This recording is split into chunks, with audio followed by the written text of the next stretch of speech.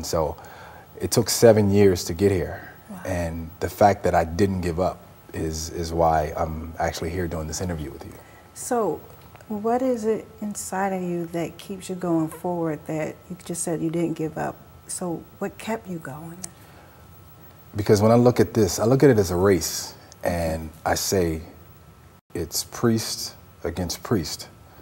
So regardless on which priest wins, I'm going to be okay. Okay. So I don't compare myself to anybody. I don't challenge people. Like, I don't set out to be better than Tyler Perry. Okay. I don't set out to be better than Dave Talbert.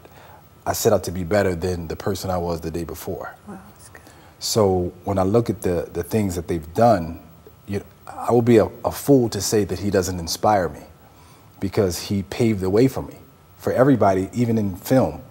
The fact that he's opened up his own studio in Atlanta, people aren't doing that. Yeah. So he changed the game. So I want to continue being priest and challenging myself, because I'm 41 years old and I try to minimize my distractions. That's why I'm single. I'm not married, because typically we want to live the same lifestyle that our parents did. And that's get a job, 9 to 5, come home, watch a couple of movies with your wife, say your prayers and go to bed. But that's not the plan that God has for me. And I'm afraid that if I take my attention away from the gift that he gave me, I think I'm going to fall behind. So I continue pursuing the gift and the dream. Wow. I heard you say you were single. So how is being single on the road? And I know there's a lot of women around. So how do you deal with that? Very, very hard.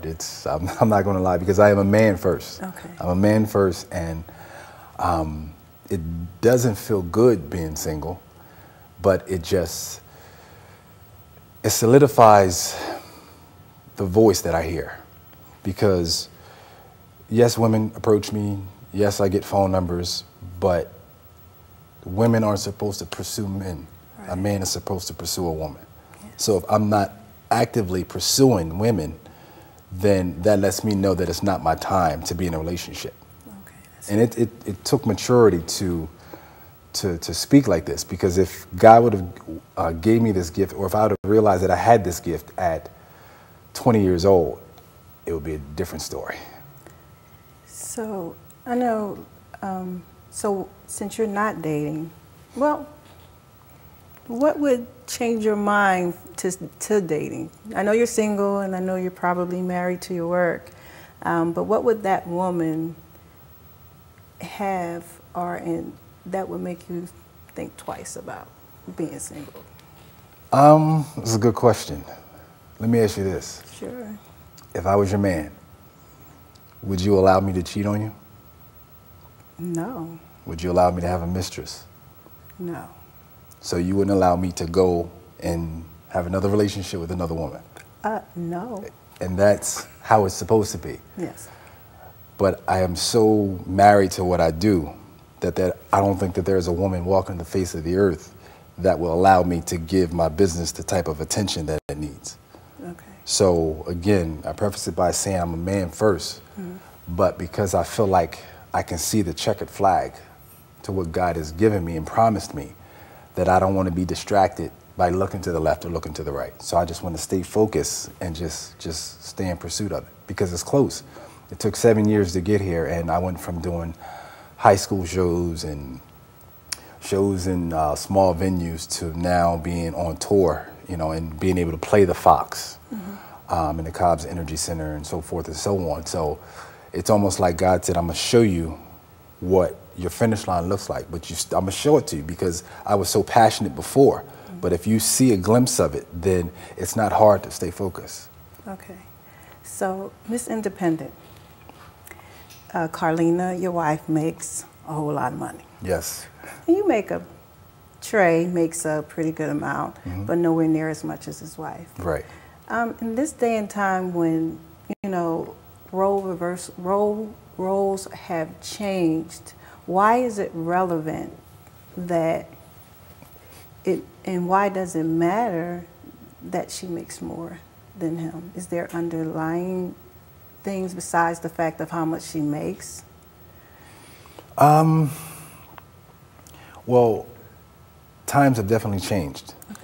So if you have a woman that is, quote unquote, the breadwinner of the relationship, it's going to take a lot of maturity to say, okay, I brought this money home, but I'm gonna make sure I include you in on the decisions that I make before I spend it, because you actually made it. So it's almost as if you set aside a goal, whether it be to lose weight or to go back to school.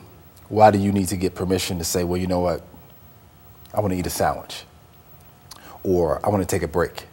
But when you say I do, that means there's a union and there's two people. Yes. So regardless on who makes the most money, I think it's very, very important to include your spouse, and not even from just the woman talking to the man, but the man should do the same thing. Yeah. And we're so used to the man being the provider, the protector. So I really believe it's important to put God first, and just converse. Just make sure you guys are on the same page. But just keep in mind that there's no money that can mend an unequally yoked relationship. So you have to hear from God to make sure this is the person you're supposed to spend the rest of your life with. Because we put the cart before the horse so much, where you have people that will meet, before you know it, they got a baby on the way, then they get married. That's not the order in which God set forth. So that's why you have a lot of stepchildren, stepfathers, stepmothers, because you didn't do your research. And I like to think, I love animals, and lions are my favorite. So when I look at the way they're designed, it's the female lion will check the male out thoroughly before she lets him impregnate her. So the mane has to be big and strong. You have to show me that my offspring will make it. Okay. So I think people should do the same thing and be more selective on who they say I do with, and even have children with. I agree. I have one last question for you. What would you, priest Tahir, tell the younger priest if you could tell him something?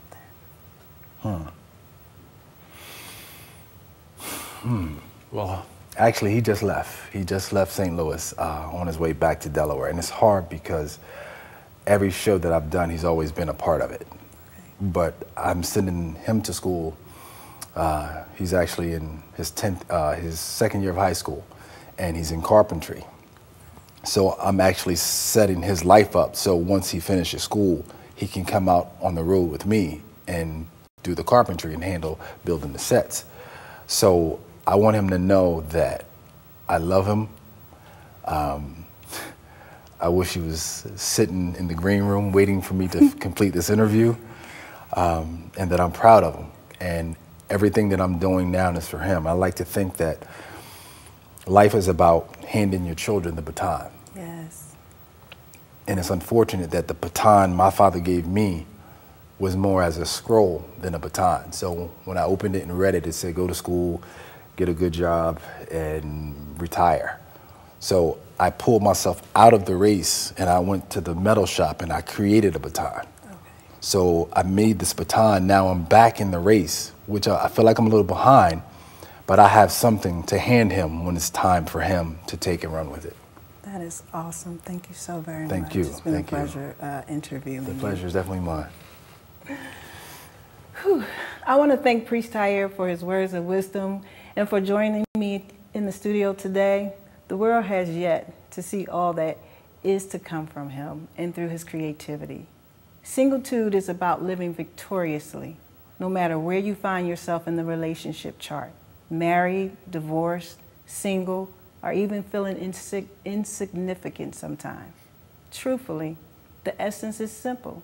It's about loving yourself enough to enjoy the now.